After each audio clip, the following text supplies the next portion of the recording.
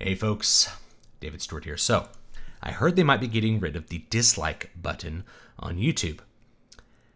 And I felt compelled to make a video about this, not because I think you guys aren't informed or to inform you, but to talk about some implications of that I really don't see a whole lot of people talking about. And if you haven't heard the rumor, well, now you've heard it from me that they might be getting rid of the dislike button.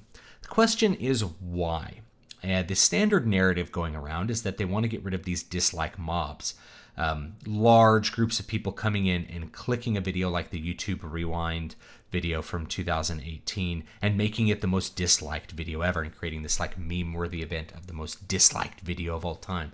The same sort of thing happened with the Ghostbusters trailer from 2016.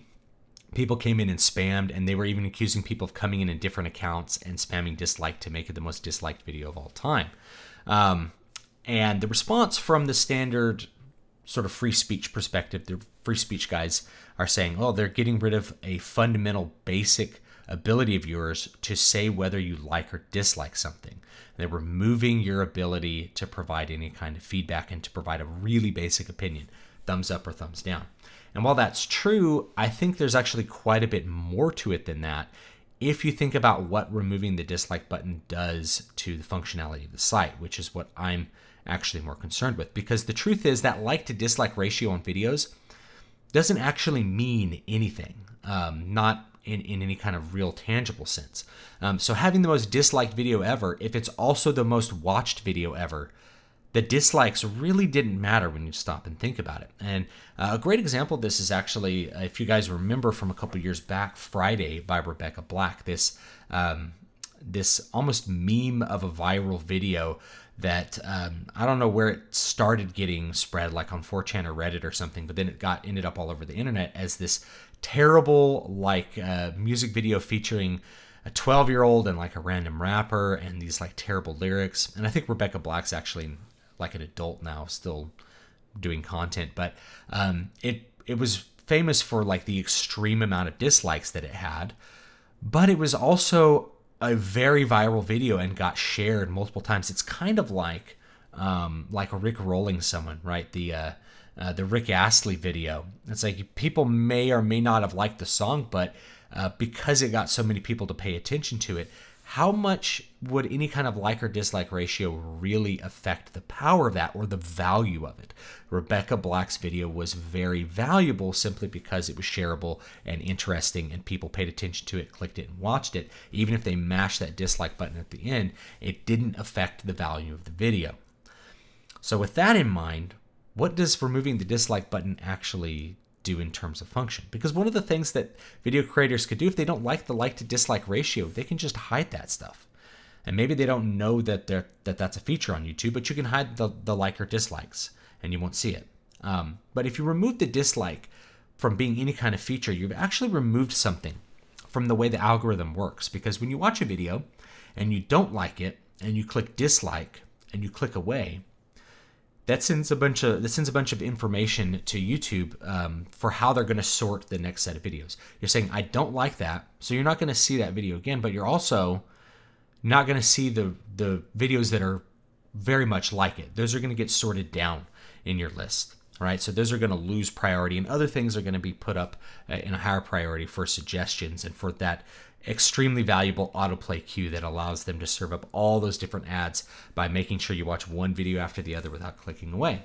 So if you get rid of the dislike button, the only negative feedback that can happen is if you don't watch the video, which is that focus on the real thing. But there may be plenty of cases where you've watched a whole video and hit dislike towards the end because of the way that the video ended or something, and you really don't want to see more videos like it. But YouTube, if they get rid of the dislike button, you've watched the entire video, and so from their perspective, you want more videos like that. So it's going to screw up the way that people are able to actually interact with YouTube in the right way. Because what made YouTube great was that you had all these all the user generated content, but really that viewers were able to sort themselves and figure out and find the content that really connected with them. Whether it's a channel on HEMA or like knife making, or if it's a channel on like makeup tutorials, whatever they were really interested in YouTube was able to find the content that they liked through this complex series of algorithms. So you're removing one of those data points, which is just going to make the experience a little worse for viewers, and it may also give them more options in terms of serving up content that they want people to see. In other words, putting their finger on the scale and not letting the algorithm do all the work. Because if people don't have a dislike and they can't actively say that they don't like a certain kind of content, you can slip a few more videos in there that are more from the corporate side, because we've seen a shift over the last couple of years towards corporate content as YouTube kind of tries to be some sort of weird TV platform, as more old school media companies have tried to get in on YouTube to make sure that they can still generate some ad revenue and compete with these little nobodies. So it is an opportunity for them to put the finger on the scale a little bit and show more content that hasn't really, you haven't really shown to dislike. And so the only way that you're going to actually be able to provide that algorithm with information is to not watch a video, to click away from it. But there may be many instances where you don't click dislike in a video, but you do click away from it, not because you think the video is bad, but just because it's not what you want to watch right then. So like if you watch a video on, like I watched a video on Sonic the Hedgehog. The next video came up, it was about Sonic the Hedgehog. I clicked away because I only wanted to watch one Sonic the Hedgehog video. That didn't mean I wasn't interested in that second video. It's just like I wanted to watch one thing on this Sonic the Hedgehog game, and that was it. And then I wanted to watch something else. So without the dislike button, because I didn't click dislike, it shouldn't have sorted that as something I dislike, just something I wasn't interested in at that moment. So it may come back up later. But if you have a dislike button and it pops up something that actually you don't like, it can really sort that stuff down. So the removal of the dislike button could have a potentially much more negative impact on the end user experience, rather than just silencing your ability to express your opinion in some meme-worthy moment about the most disliked video of all time. Not that I think you should still be able to express your like or dislike on videos, but a lot of people incorrectly assume that the like to dislike ratio somehow affects how that video does in terms of performance, or somehow sends some sort of message to somebody other than a lot of people disliked this video. It actually doesn't, as I explained. So that's really the message that I want to get across. What worries me is that it's going to reduce the functionality of the site and make it harder for users to actually be served up the content that really interests them. And any other explanations aside, I think that's kind of the end goal.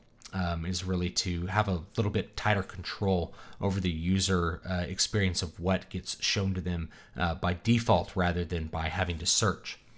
Because right now there's plenty of videos that you actually can't find. They're like in limited state, or they're so low on the algorithm, even though you want to see them, you have to specifically search for them, or it's not going to put them up in your queue. There's already a lot of weighting of those scales, and getting rid of the dislike button will only make that more potent for people who aren't used to just always clicking away from any video that they dislike. So anyway, thanks so much for watching. Don't forget to like, comment, and subscribe. You can find me on other social media in case YouTube goes awry at BitChute. The link is down below in the description. Obviously, I'm on Twitter at David V. Stewart. Twitter.com/David V. Stewart. I'm on the new social media site that just came out, Social Galactic, socialgalactic.com/David V. Stewart. And hopefully I'll see you there if the YouTube stuff goes away, or jump on my mailing list at dbspress.com/list, and I'll keep in touch with you there. So thanks so much for watching. I hope you have a great day, and I'll see you guys next time.